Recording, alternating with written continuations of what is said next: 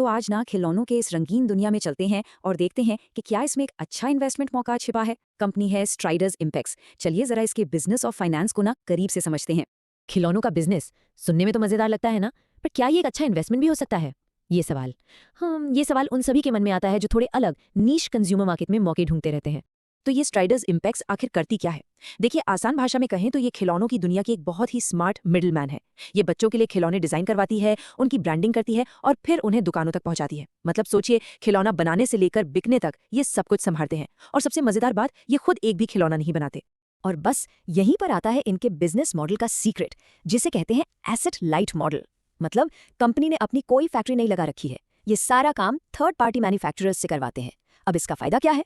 अरे भाई, सीधा सीधा फायदा है, न फैक्ट्री का झंझट, न महंगी मशीनों का खर्चा। बस बिजनेस पर फोकस करो और जब चाहे जितना चाहे बिजनेस को बढ़ाओ।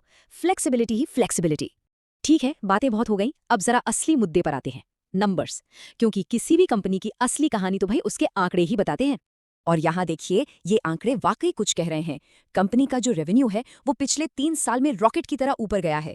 FY23 में ये करीब 30 करोड़ था और FY25 तक आते आते ये दोगुना से भी ज्यादा 61 करोड़ के पार निकल गया। ये होती है जबरदस्त टॉप लाइन ग्रोथ।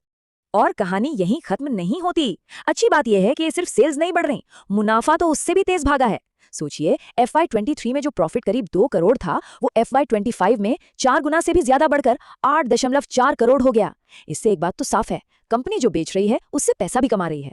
तो ये ग्रोथ देखकर अगर मन में सवाल आ रहा है कि भाई इसमें निवेश कैसे करें, एंट्री टिकट कितने का है, तो चलिए अब जरा इश्यू की डिटेल्स पर भी एक नजर डाल लेते हैं। तो देखिए, इसमें अगर निवेश करने का सोच रहे हैं तो कम से कम मिनिमम इन्वेस्टमेंट जो है वो है लगभग 2.27 लाख रुपीस। अब ये एक ऐसी रकम है जो कई रिटेल इन्वेस्टर्स के लिए बड़ी हो सकती है, तो ये जानना बहुत जरूरी है। और एक शेयर की कीमत 71 रुपए से 72 रुपए के बीच रखी गई है। और हाँ, आपको एक लॉट में अप्लाई करना होगा और एक लॉट में है 1600 शेयर्स। पूरे इशू का साइज है करीब 36 करोड़ 29 लाख रुपए। मतलब कंपनी मार्केट से इतना पैसा उठाने की तैयारी में है।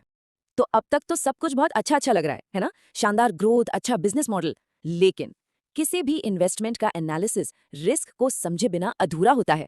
तो चलिए अब जरा सिक्के का दूसरा पहलू भी देख लेते हैं। और यहीं पर कहानी में आता है एक ट्विस्ट। ये जो शानदार ग्रोथ हमने देखी ना, इसके पीछे कुछ ऐसी बातें छिपी हैं जो पूरी तस्वीर को थोड़ा कॉम्प्लिकेटेड बना देती हैं और थोड़ी चिंता भी पैदा करती हैं।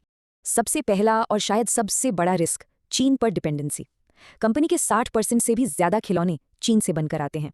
अब जरा सोचिए, कल को अगर सप्लाई चेन में कोई दिक्कत आ गई या कोई जियोपॉलिटिकल टेंशन बढ़ गई तो क्या होगा?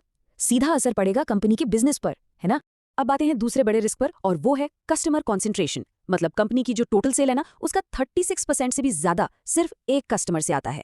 सिर्फ एक। अब सोचिए, अगर किसी भी वजह से इस एक बड़े कस्टमर ने अपने ऑर्डर कम कर दिए तो कंपनी के रेवेन्यू का क्या होगा? बहुत बड़ा झटका लग सकता है। लेकिन सबसे चौंकाने वाली बात अब आ रही है। एक तरफ तो हमने देखा कि कंपनी का प्रॉफिट बढ़ रहा है, पर दूसरी तरफ कंपनी का ऑपरेटिंग कैश फ्लो लगातार नेगेटिव है। आसान शब्दों में कहें तो आमदनी अठन्नी, खर्चा रुपया वाला हिसाब है। कंपनी अपने रोज के काम से जितना कैश कमा नहीं रही, उससे ज्यादा खर्च कर रही है। हाँ, ये सच है कि जो कंपनियां तेजी से ग्रो करती हैं उनमें ऐसा होता है, क्योंकि उन्हें स्टॉक में उधारी देने में बहुत पैसा लगाना पड़ता है। पर सवाल ये उठता है कि आखिर कब तक?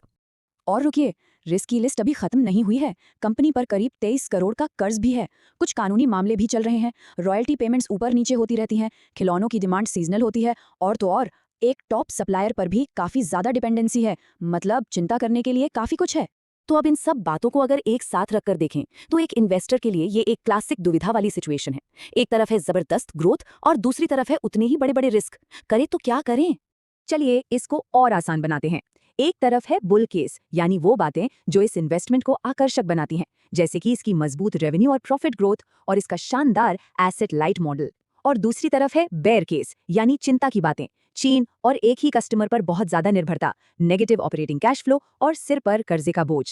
तो आखिर में हम घूम फिरकर एक ही सवाल पर आ जाते हैं, क्या इस कंपनी की हाई ग्रोथ की क्षमता इसके इतने सारे हाई रिस्क को जस्टिफाई करती है?